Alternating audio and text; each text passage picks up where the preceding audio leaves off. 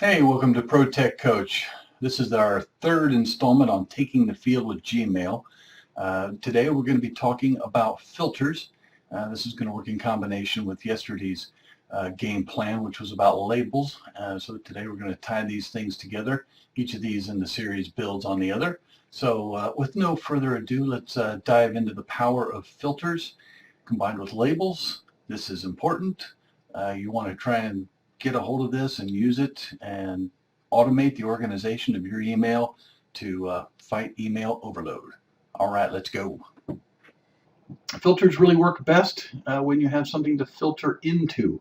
So we're going to stick with yesterday's example of having three labels: work, family, and play. You can, of course, have as many labels as you want and slice and dice them into whatever organizational method works for you and your particular email patterns. As you can see in the example here, we've got the emails that come in and they automatically get filtered into work, family, or play. That's much better than you having to individually label each email as it comes in. This isn't really any different than things you can do in other email packages with folders. Filters are something that have been around for a long time, and learning how to use them in Gmail just makes it that much more powerful for you to organize. Okay, we're going to continue with our example of Jane Smythe, and this is her email box as she opens it this afternoon. And you can see she's got a variety of emails that have come in since she last managed her email. Yesterday we set up some of the labels. You can see over here, family, work, play, and she's also added one for deals, which we'll get to here in a minute. And again, you can label these and call them whatever you want, have as many as you want. Um, for this particular case, let's start with this email from NameTaker. That's how you pronounce that. That's NameTaker. This is a person that Jane plays online games with, and NameTaker wants to know if she wants to play the new massively multiplayer online. That's what MMO means. This game this weekend. So she decides, yeah, okay, that's great. Let's go ahead and filter emails from NameTaker going forward. That definitely falls into the play category. So she wants all emails henceforth coming in from NameTaker to get the label play. So let's go ahead and see how we do that. We do that up here under the More button. Now, as we saw yesterday, she could manually set this particular email, to go into the play label if she wants to, but she wants to have this be automated and not have to think about this particular sender anymore. So she comes up here, chooses More, choose Filter Messages like these, and you can see it automatically populates the From field with NameTaker's email address. In this particular case, that's great. She wants all emails from this person to be filtered. She could go ahead and add in other filter items, such as it needs to have something in the it has to be to a particular email if she's managing multiple email addresses. Could have to have something in the subject line. Maybe if it's about MMOs, then she wants to go ahead and have the filter act on that, or has other words within the entire body of the email, or it doesn't have. So you can get very complicated here. You can set it by sizes, if it has an attachment, if it includes chats. For this particular simple use case, she just wants to filter emails from NameTaker to go into the play label. So she comes over here, she says, yes, I want to apply the label. Which label? Play. All right, that's pretty much it. You can also see that Google goes ahead and looks at all the other emails in her entire Gmail. So this is an all mail bin or container. And so if I had received, say, 3 or 4 or 5 or 100 different emails in the past from NameTaker, and I'm just now deciding I want to filter those, then this number here would be more than one. It would say 50, 40, 100, 1,000, whatever. And so, yeah, it'd be good. I want all of them now or in the past to go ahead and get this filter. So I go ahead and hit Create Filter. And you can now see on the email, this particular email from NameTaker, that it does indeed have play on it. It also has inbox on it. So let's just go back to the inbox. And you can see there it is. There's the email from NameTaker, and henceforth all emails that come in from NameTaker@gmail.com will receive the play label. We can go ahead and just archive that for now. Get that out of here. We've dealt with this email.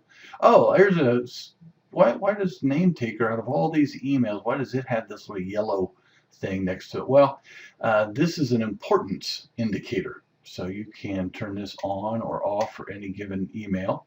In this case, he was marked as important because he is contained in the Hangout list that Jane has. So that's Gurney name taker down there, and that's why it has the importance filter. You can also, when we walk back through this, I'll show you that you can set a filter to mark emails from with different filters to say not only apply this label, or I'm sorry, yes, apply this label, but also mark it as important. So lots of things you can do besides just applying labels. For now, archive that. All right. Next up, let's talk about work emails. All right, so we've got some work emails here, but you can see they don't really stand out. This John at Halleck, Jane Smythe happens to work at Halleck Associates, so it's I've tried to make it so I can pick these out of the list, but otherwise these would be fairly difficult to spot in the email box, and work is fairly important. So let's see, first email she checks is the oldest one down here from John. And sees, okay, yeah, John wants, oh, great, a work related to do, dandy. Let's go ahead, again, filter messages like these. And in this case, this is John's email address. But you know what? There's a lot of people that she works with that have the email address that ends in @halleck.com. So she would like to have any emails that come in from the company domain to be marked as work, be labeled as work emails.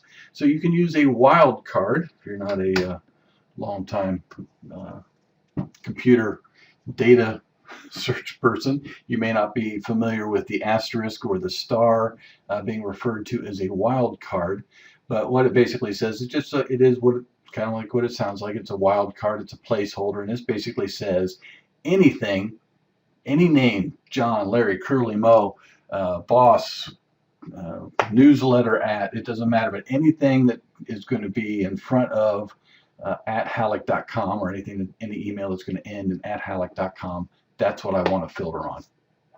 So you can just use the star for that. So in this way, with one email, she's going to be able to impact a whole list of emails now and in the future. So we're going to create the filter. We're going to choose the label. This is work. And as I mentioned before, she could also mention, because it's work, oh yeah, let's always mark emails with as being important. So they'll have that little yellow tag as we go down the line. And you can see that there are 4 other matching conversations. So with one setup, she's going to be able to impact a group of emails, which is very powerful. And this will be in place then for all future emails. So let's apply that to all of them. Let's go back to the inbox, and you can see here they go. Those are the 4 emails. They're now all been marked with the label work. They're easy to see now with this bright red label on them. They're also easy to identify because they are marked as important.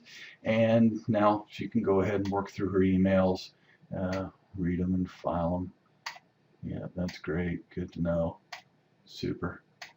All right, she's cleaning up her email. She's archived those, and as we've mentioned before, they're not gone. They're in they're still in all mail. And if she goes and wants to look at just work emails, she can just click on the work label, and there they all are, ready to go. If she goes to all mail, she can very quickly now pick out the work emails from the all mail list. Help in visual scanning if you prefer to visually scan for something as opposed to using the handy search feature up here.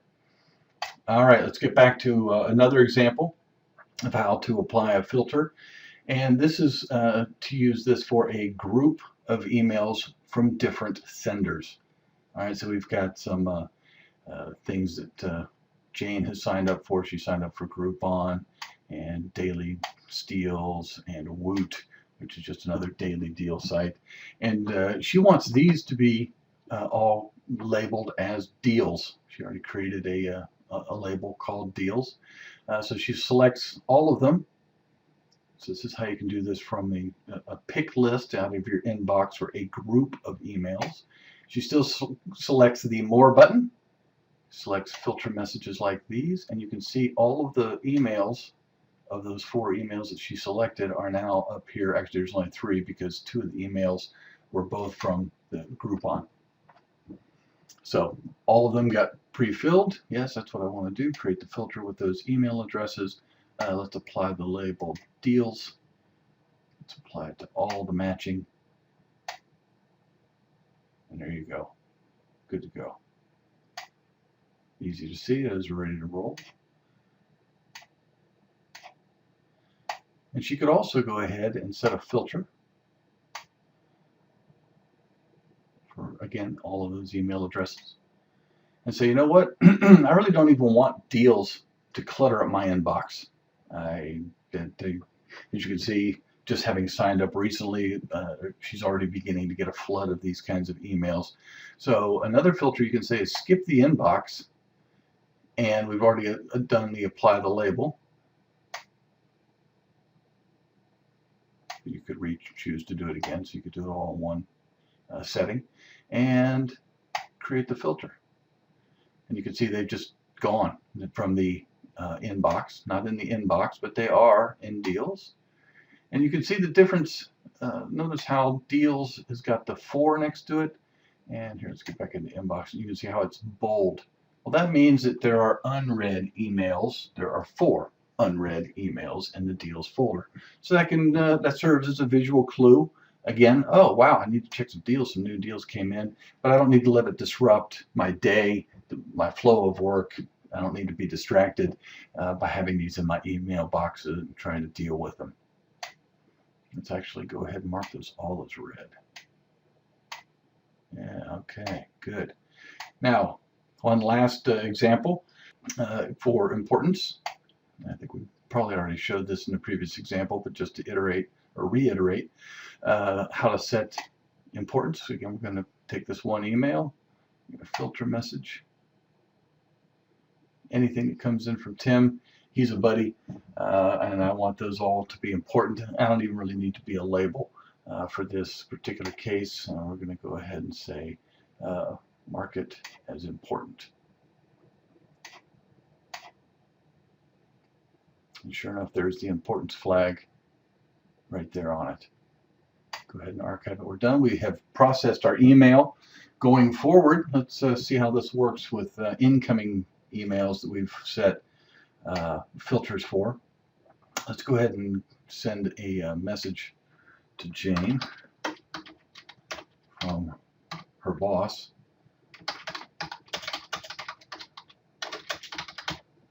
So we're in a completely different email. This is Jane's boss sending this particular email. All right. So there's the email that's come in from Jane's boss, and as the filter that we set indicated, it has been marked as important, and it has had the label work applied to it. It's easy to see, pops right out. Of course, she's got an empty email box, which is always something that's good to strive for in managing things, is keep your inbox as thin as possible. Again, cutting down distractions and just that cluttered feeling. So, all right, this has been a quick tutorial on the different methods of using, but certainly not an exhaustive list, of how to use filters along with labels to manage and automatically organize your email box. Hope it's been helpful. Thanks for stopping by Pro Tech Coach.